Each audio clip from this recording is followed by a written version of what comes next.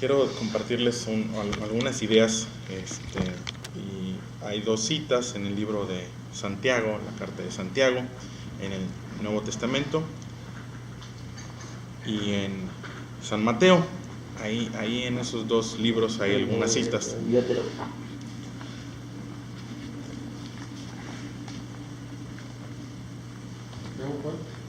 Santiago capítulo 4.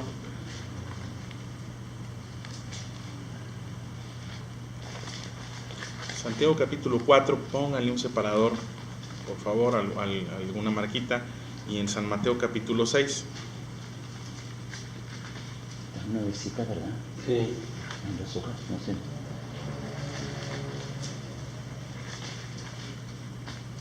Santiago 4. ¿Y San Mateo qué? Capítulo 6.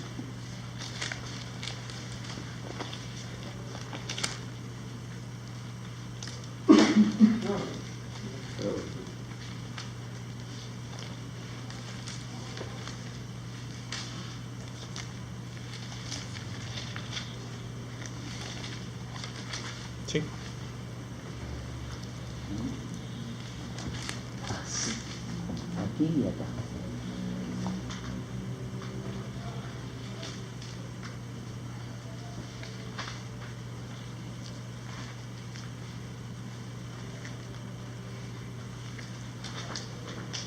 Bien, traigo varias citas, yo se las voy mencionando, principalmente en San Mateo y en Santiago, es donde vamos a profundizar un poquito más. Las demás yo se las leo para que no se preocupen por eso. Hace algunas semanas hablábamos de la pregunta que nos debíamos de hacer, es si habíamos muerto a esa condición que estábamos en delitos y pecados, si habíamos tenido la experiencia o tomado la decisión, porque esto tiene que ver con la decisión de vivir el camino de la cruz. ¿Sí? Es muy fácil llamarse cristiano, pero pues, hubo una época en la que todo el mundo era licenciado. Pero tiene que ver no con el título, tiene que ver con la forma de vida. ¿Sí? Eso es otra historia. El ser cristiano tiene que ver con reproducir, con imitar, con poner en la práctica las enseñanzas del Señor Jesús. ¿Sí? Entonces, le decíamos hace 2 semanas, no sé si recuerdan, que buscáramos las cosas de arriba, que buscáramos la propuesta de vida que el Señor nos había dejado, que el Señor Jesús. Y una de las características, uno de los determinantes, pudiéramos decirlo, es la oración. La oración, ¿sí? La oración, esa expresión de hablar con Dios, comunicarnos con Dios, expresarnos con Dios, eso es la oración. El Salmo capítulo 37, se los leo yo. Dice en el verso 5, encomienda a Jehová tu camino, encomienda a Yahvé tu camino, confía en Él y Él hará. De manera que es muy, muy sano el empezar todos los días, iniciar todos los días con una oración, y durante el día tener momentos de oración. La Biblia narra algunos personajes como Daniel, que él tenía la práctica de 3 veces al día. No dice que orara durante 1 hora al día, dice que al menos en 3 momentos del día él apartaba algún tiempecito para comunicar, para hablar con Dios. Y yo quisiera que consideráramos algunos puntos que debe de incluir o cómo debe ser la oración, porque puede ser algo tan sencillo o tan complicado como nosotros lo querramos ver. Ese concepto de orar. Bueno, primero es bueno encomendar a Dios nuestro camino, y el por qué orar. El motivo, bueno, San Marcos capítulo 14 dice, velad y orad para que no entréis en tentación. El espíritu, la verdad, está dispuesto, pero la carne es débil. De tal forma que nuestro espíritu está dispuesto a que tengamos una comunicación con Dios, pero nuestra carne es débil y hay muchos elementos distractores y muchas cosas que al momento de priorizar, pues hay que estar al tanto de las noticias, o hay que estar al día con los correos electrónicos, de tal manera que a veces la oración se va quedando, se va rezagando, y a veces se convierte en un momento muy, muy, muy al último del día, ya cuando el sueño me está ganando. Es más como para agarrar el sueño, que realmente ese concepto de encomendar a Dios nuestro camino, ese camino que inicia todos los días, porque todos los días iniciamos algún tipo de camino con las actividades diarias. No al final, no estoy criticando que hagamos una oración al día para agradecerlo, pero la encomienda a nuestro camino es una acción que debiera ser más bien inicial, y el propósito es no caer en tentación. Cuando hablamos de tentación, hablamos de estímulos que inducen a obrar mal. Entonces, ¿por qué orar? Pues para evitar los estímulos que me inducen a obrar mal. Obrar mal desde la perspectiva del error, de equivocarme, de no acertar. Y algunos puntos de la oración. Yo les diría el primer punto. En Tesalonicenses capítulo 5, verso 17. Yo se los leo, no es una de las citas que les di. Dice la Biblia: orad sin cesar. Así, esa expresión es uno de los versículos más cortos de la Biblia. Orad sin cesar. Esto es, no debemos de dejar pasar un día al menos sin que tengamos una comunicación con Dios. Porque la comunicación construye amistad. En algún momento el Señor Jesús le dijo a sus discípulos: yo les he llamado amigos, ya no les he llamado siervos, porque el siervo no sabe lo que hace su maestro, sino les he llamado amigos. Tenía esa cercanía con sus discípulos, una cercanía que era resultado de la comunión, de la convivencia, de la cercanía, de la comunicación. No podemos decirnos amigos de Dios si no hemos entablado comunicación con Dios. Si la oración es algo a lo que recurrimos de manera remedial, cuando los problemas, cuando los conflictos, cuando ya lo intenté yo, primero lo intento yo, después cuando ya no puedo yo, entonces busco a Dios para que me ayude a salir de esta situación. Y no debiera ser así. Es encomienda a Jehová tu camino, de tal manera que tenemos construida una relación diaria con Dios, permanente, continua con Dios. Entonces, un primer punto para el concepto de la oración es orar sin cesar, ¿sí? No es una vez a la semana, ¿sí? No es en cada velorio al que me acerco y me acuerdo que soy polvo. Es todos los días orar sin cesar. Vaya, no detenerme de orar, no detener nuestra oración. El segundo punto para la oración en Santiago capítulo 4. Ahora sí, Santiago capítulo 4, verso 3. Pides y no recibes, porque pides mal para gastar en vuestros propios deleites. ¿Qué nos desanima en la oración? A veces nos desanima el sentir que Dios no nos escucha. Esa sensación que Dios no nos escucha o que Dios no responde. Y bueno, sí es cierto que en ocasiones Dios responde que no. Digo, yo no diría que Dios no responde, no, Dios siempre responde, lo único es que a veces dice que no. Y cuando no recibimos, nos enseña en la Biblia que es cuando pedimos mal. Porque sí se puede pedir mal. Ese concepto que Dios escucha a todos, claro que Dios nos escucha a todos. Que Dios escucha todas las oraciones, por supuesto que Dios escucha todas las oraciones. Pero no todas las oraciones las responden. Porque cuando pedimos mal, entonces no recibimos. Porque sí es cierto, de pronto pudiéramos estar construyendo oraciones que tienen que ver con nuestros propios deleites, que tienen que ver con lo temporal. Entonces cuando nos acerquemos a la oración, tratar de alejarnos de egoísmos. De pronto es: Señor, gracias por mi vida, gracias por lo que me has dado, te pido por mi casa, por mi carro, por mi empresa, por mi familia, el mí, mucho mí. A lo mejor hay egoísmos, a lo mejor el propósito o el motivo por el cual me acerqué a Dios tiene que ver con egoísmos. No tiene que ver con que le reconozca a su grandeza, no tiene que ver que considere mi condición de humanidad y de necesidad, tiene que ver con el querer más. Leíamos hace rato un proverbio: no me des pobreza ni riqueza. Y entonces nos acercamos a Dios realmente a pedirle que nos dé el pan necesario, o nos acercamos a Dios para que deme más. ¿Por qué ese tipo de oraciones pues no le responde Dios? Al menos eso es lo que nos enseña la palabra de Dios. Pides y no recibes porque pides mal. El otro punto es orar desde la perspectiva de nosotros. San Mateo capítulo 6, verso 9, ahorita hablábamos del modelo de la oración modelo, una oración que es muy conocida y quien tal vez no ha leído la Biblia, no ha tenido una Biblia en sus manos, pero muy probablemente haya memorizado esta oración. San Mateo capítulo 6, ¿sí? A partir del verso 9. Están ahí, San Mateo 6, verso 9. Vosotros pues oraréis así. Esta es una expresión, es una enseñanza del Señor Jesús, ¿sí? Curiosamente, los discípulos hubo algún momento en que no sabían orar, a pesar de que tenían una cultura de religión, porque por su cultura hebrea, judíos tenían una cultura de religión, pero no sabían orar, no sabían comunicarse con Dios.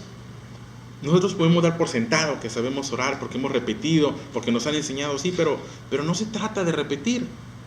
De hecho, si nos vamos al versículo anterior, en el verso 7, ahí mismo, San Mateo capítulo 6, verso 7, y orando no uséis vanas repeticiones, ¿sí? No se trata de que no repitamos oraciones que nos han enseñado, sino que no caigamos en lo banal, en repetir expresiones solamente porque las hemos escuchado en alguien más y porque se escucharon bien. Sí, pero a lo mejor esa es la oración que él construyó para comunicarse con Dios, pero No perder de vista la realidad o la posibilidad de construir mi propia oración, mi propia y personal comunicación con Dios. Y bueno, regreso al verso, el verso 9, donde el Señor Jesús dice, bueno, vosotros pues oraréis así, les da una instrucción, una enseñanza, les capacito, les enseña a orar. Y dice, Padre nuestro, verso 9, Padre nuestro, que estás en el cielo, santificado sea tu nombre, venga tu reino, hágase tu voluntad como en el cielo, así también en la tierra. El pan nuestro de cada día, dánoslo hoy. Y perdona nuestras deudas, como también nosotros perdonamos a nuestros deudores. Y no nos metas en tentación, mas líbranos del mal, porque tuyo es el reino, y el poder, y la gloria, por los siglos. Amén. ¿Sí? Esa expresión yo estoy seguro que muchos la conocen, la han memorizado. Es una oración que ha rebasado las iglesias y es parte de nuestra cultura, ¿sí? Hay personas que tal vez no pisen a una iglesia, pero el Padre Nuestro se lo saben. Y es una oración modelo, es una oración que tiene algunos elementos representativos de qué debe de incluir la oración. Y hay muchos estudios, si usted busca en internet va a haber muchos estudios y muchas interpretaciones. Se han escrito libros relacionados solamente con estos versículos. Yo quisiera resaltar solamente algunos puntos de esto. Primero, el reconocer y el comunicarnos con Dios desde la perspectiva de un padre. Verlo como padre no es la expresión del padre, sino es la actitud de verlo como un padre. Y eso tiene que ver con el respeto y el reconocimiento a su autoridad. Si Él es el Padre, entonces por consecuencia yo soy el Hijo. Y si yo soy el Hijo, entonces me someto a su voluntad. Hoy tenemos una cultura donde los hijos le sugieren o de pronto hasta le imponen a los padres. Eso no debe ser así. Yo no le puedo imponer a Dios. Yo no le puedo decir a Dios qué es lo que quiero que haga con mi vida. Cuando leíamos hace un momento, encomienda a Jehová tu camino, es pedirle a Dios que intervenga y dirija mi camino. Pero a veces construimos oraciones donde nos acercamos a Dios diciéndole, Señor, que este día sea esto, que este día sea aquello, que en este día suceda. Entonces no estamos iniciando nuestra oración desde la perspectiva del Padre, del Hijo que se acerca al Padre pidiendo que intervenga en su vida, sino desde la perspectiva de un hijo autoritario que va con el Padre a dictarle qué es lo que debe suceder. Y no debiera ser así. La Biblia dice que Dios resiste al altivo. En una expresión más coloquial sería, a Dios le cae gordo. Por decir de alguna manera, si es irreverente, pero a Dios le cae gordo el altivo. Como a cualquiera, Como a cualquiera. Si cualquiera que tuviera un hijo que de pronto se diga, mira, mi hijito, ¿qué tienes? Te acercas perdiendo de vista que tú eres el hijo y que yo soy el padre. Me dice, mira papá, vas a ir conmigo y me vas a llevar y me vas a traer y entonces, ¿y esta hora? Ahora sí. Eso sucede. Pero cuando iniciamos la oración desde la perspectiva del Padre, entonces vamos bien, ¿sí? Ese Padre, ese reconocimiento realmente a lo que Él es. La otra tiene que ver con que se haga su voluntad. Mencionamos ahorita y dice, venga tu reino. Esa expresión de venga tu reino tiene que ver con una forma de gobierno. La forma de gobierno, entiendo que aquí nuestra forma de gobierno, a ver si no me meto en dificultades, es la democracia. Tenemos esa forma de gobierno que alguien dijo una vez que no era la mejor, que era la menos peor. ¿Sí? Pero déjenme decirles que Dios no es demócrata, Dios no es demócrata. En ninguna parte de la Biblia vamos a encontrar algún indicio de que Dios fuera demócrata. En ninguna parte de la Biblia el Señor Jesús dijo a sus discípulos, bueno, señores, vamos a hacer una votación, a ver si vamos o no vamos, a ver si atendemos o no atendemos, a ver cuántos fueron, Pedro, cuéntamelos ahí, ¿quién levantó la mano? Dios no es demócrata. No es demócrata. Dios establece su propuesta de gobierno. Si venga tu reino, es una expresión de donde esa forma de gobierno viene y se pone en práctica aquí. Claro que la democracia ya ha permeado nuestra forma de ser, nuestra forma de decidir, y ahora buscamos agradar a todos, y el modelo que Dios establece no es así. Ese concepto del pan de cada día, hace rato, regreso a la expresión que vimos hace rato, no me des pobreza ni riqueza, manténme el pan necesario. La verdad es que cualquiera de nosotros puede decir que tiene el pan necesario, tenemos tal vez muchísimo más, y en ocasiones lo que estamos buscando en el día a día no es el pan diario, estamos buscando otras cosas. Que bueno, hay que ser previsor en relación al futuro, pero en ocasiones no perder de vista que en el proceso no nos alejemos de la voluntad o dirección de Dios. Pero un punto que a mí me gustaría principalmente resaltar en esta mañana, en ese concepto de la oración, es orar desde la perspectiva del nosotros.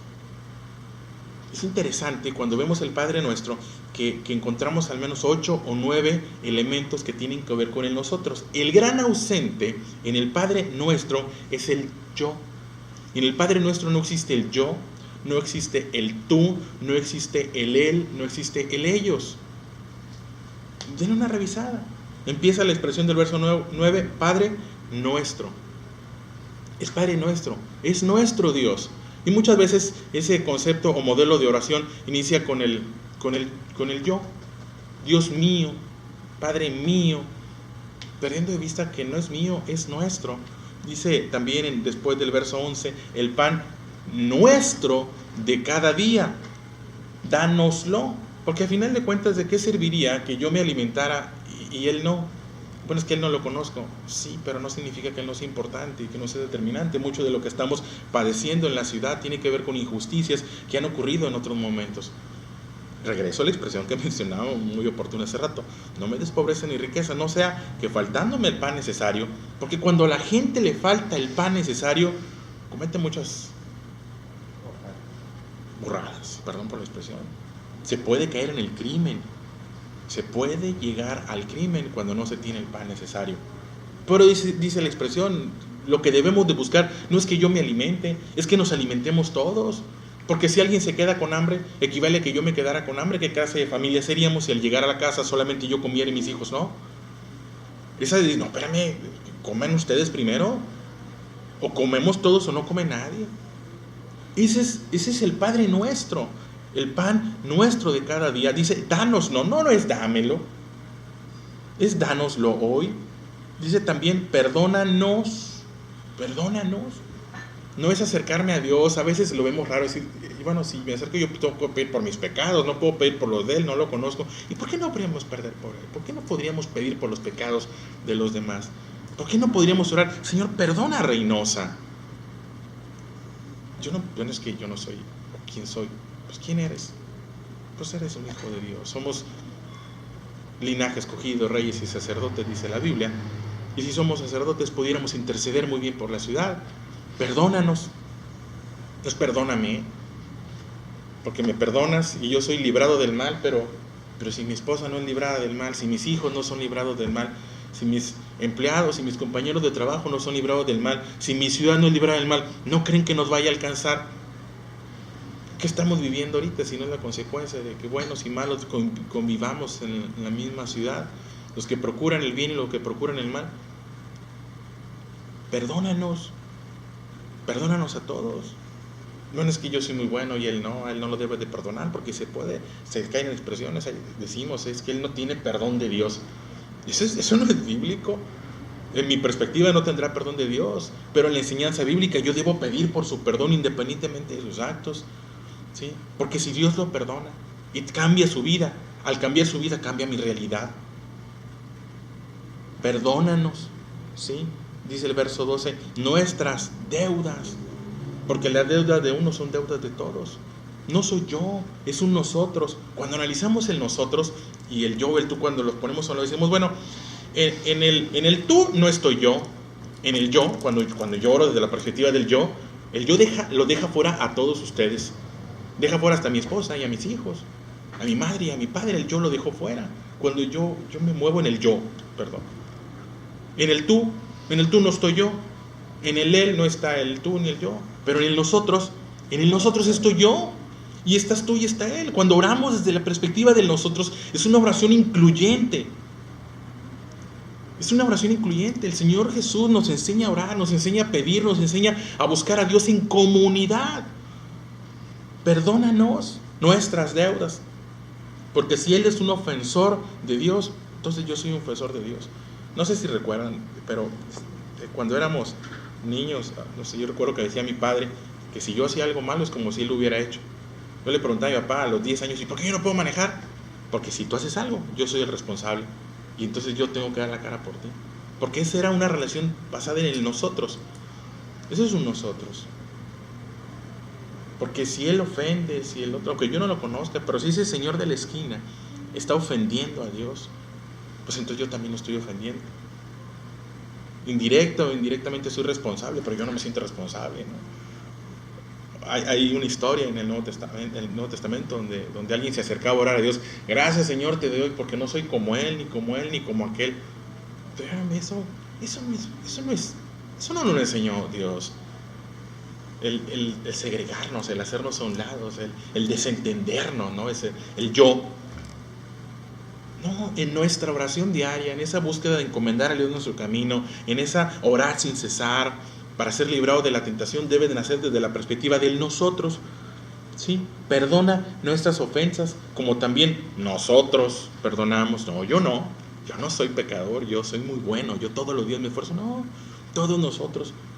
La Biblia dice que no hay justo ni aun uno y que todos estamos destituidos de la gloria de Dios. Pero cuando todos nos damos cuenta que estamos destituidos y empezamos a buscar a Dios, dice, perdona nuestras ofensas como también nosotros perdonamos a nuestros deudores. Y dice, y líbranos del mal. Entonces me gusta, porque es el espíritu del Padre nuestro, es un nosotros, no es un yo. De tal forma que busquemos a Dios en comunidad, que nuestras oraciones las construyamos en comunidad. ¿Por qué orar? Decía ahorita, bueno, para ser librado de la tentación, pero también ahí mismo en Santiago, ya lo tienen separado la carta de Santiago. Pero adelantito, después del 4, le brincan al 5, en el capítulo 5, en el verso 16, el otro motivo para orar, Santiago capítulo 5, verso 16. Confesaos vuestras ofensas unos a otros y orad unos por otros. ¿Por qué? Para que seáis sanados. La oración eficaz del justo puede mucho. La oración puede mucho. Todo lo que yo no puedo hacer por los demás, porque yo entiendo que soy el nosotros, pero todo lo que no puedo hacer por esas personas que tienen alguna práctica de maldad, todo lo que no puedo hacer por ellos, bueno, a lo mejor ya le compete a Dios. La oración del justo puede mucho. Puedes mucho. Alcanza lo que yo no alcanzo. Mis posibilidades son limitadas, mis alcances son limitados, pero no así los de Dios. Cuando algo se sale de mi alcance, recurro a la oración. Repito, desde la perspectiva de nosotros. Que todos los días podamos construir una oración, no con vanas repeticiones. No se trata de reproducir el Padre Nuestro una y otra vez. Se trata de entender el concepto del Padre Nuestro, el reconocimiento de cómo nos acercamos a Dios, en el reconocimiento de quién es Dios y muy importante, en el nosotros. Oraciones sin egoísmos. Padre, salva nuestra ciudad, salva nuestro estado, salva nuestro país. No es líbrame del mal, no es dame de comer, no es que complete la nómina de mi empresa esta semana. Pues ¿de qué sirve que complete la de mi empresa si la de mi compadre no completó? Pues en algún momento me va a alcanzar. Si mis clientes no alcanzan su nómina, mis clientes no compran, y si no compran, en algún momento voy a ser afectado, en algún momento me va a alcanzar. Es el nosotros, porque todos nosotros somos salvos, entonces yo seré salvo. En el yo hay egoísmos. El yo deja fuera a todos los demás, y al dejar fuera a todos los demás, en algún momento me van a dejar fuera. Si todos oran desde el yo, entonces nadie está orando por mí. Me preocuparía, ¿no? Todos oran desde el yo. Cada uno de ustedes ora desde el yo. Nadie está orando por mí. Cuando dice Santiago capítulo 5, orar unos por otros. ¿Cómo puedo orar uno por otros? Bueno, cuando oramos desde el nosotros.